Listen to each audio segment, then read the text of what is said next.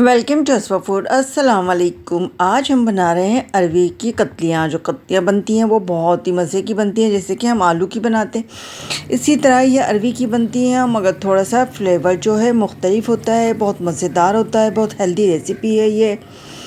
और जिनके जोड़ों में दर्द है और घुटनों में दर्द होता है, जिनको लेस वाली चीज़ें डॉक्टर बताते हैं खाने के लिए, तो उनके लिए ये बेहतरीन है।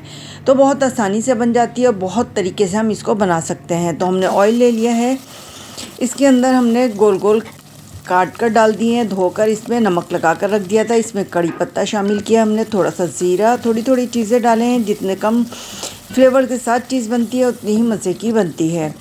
तो इसको हम उस वक्त तक करेंगे जब तक इस पर कलर आ जाएगा और इसमें ये गल भी जाएंगी।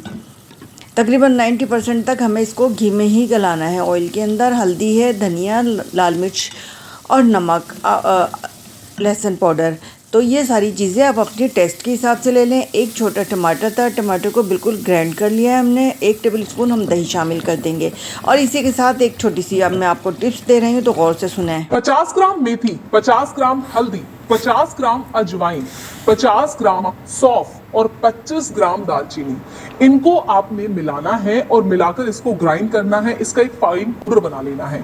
अब 1 चम्मच सुबह, 1 चम्मच शाम को खाना खाने के बाद आपने गर्म पानी के साथ या हल्के गुनगुने पाउडर बना लेना है। अब 1 चम्मच सुबह, 1 चम्मच शाम को खाना खाने के बाद आपने गर्म पानी के साथ या हल्के गुनगुने पानी। आपको मदद कैसे करेगा? सबसे पहले तो ये आपके डाइजेस्टिव सिस्टम को बूस्ट करता है, आपके मेटाबॉलिज्म को बढ़ाता है। तो अगर आप वजन कम करना चाहते हैं तो उसमें ये आपकी बहुत ज्यादा हेल्प करता है।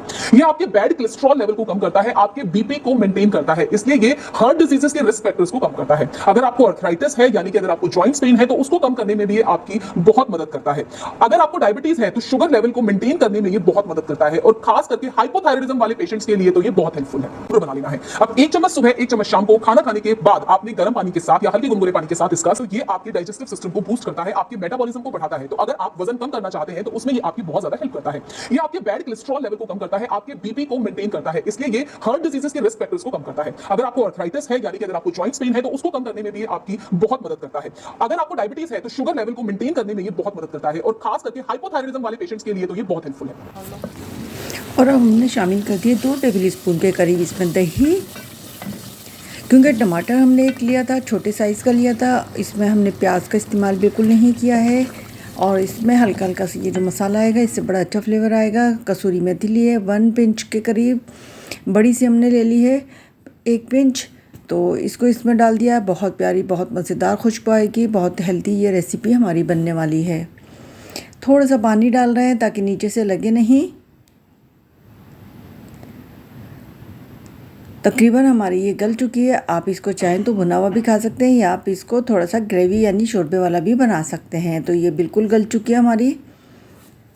ये बहुत जल्दी से गलती है, अगर इसको आप ऑयल के अंदर फ्राई करें तो भी ये जल्दी गलती है। तो हाफ़ लीमू है जो मैंने छोटे साइज़ का था वो डाल देंगे। लीमू से इसमें फ्लेवर बहुत अच्छा आता है।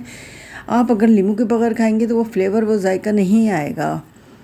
धनिया डाल दिया हमने काफ़ी सारा, और जनाब हमारी ये तैयार है। इसमें हम कोई गरम मसाला वगैरह शामिल नहीं करेंगे, ये वैसे ही इतनी मज़ेदार बनी है। तो आप इसको एक बार ज़रूर ट्राई कीजिएगा, बहुत मज़ेदार बनती है। इंशाल्लाह ताला आपकी भी बहुत अच्छी बनेगी, और देखने में कितनी कलरफुल, कितनी मज़े की लग रही है। तो हम खाते हैं और आप इसको ज़रूर ट्राई करें। मिलते हैं फिर किसी और अच्छी और बेहतरीन रेसिपी के साथ। बहुत सा ख्याल रखिएगा। अल्लाह हाफिज़।